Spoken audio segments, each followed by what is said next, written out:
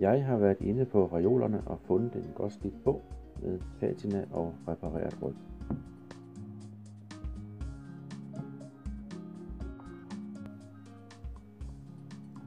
Den har titlen "Da Danmark kaldte", bogen om modstandsbevægelsen, skrevet af aktivister.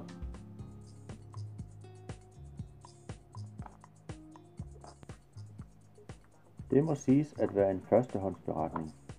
Bogen er udgivet 1945, lige efter krigen.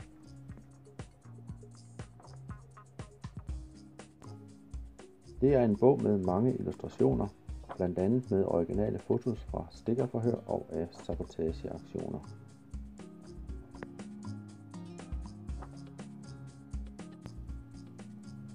Indledningen til bogen er skrevet af daværende udenrigsminister Christmas Møller.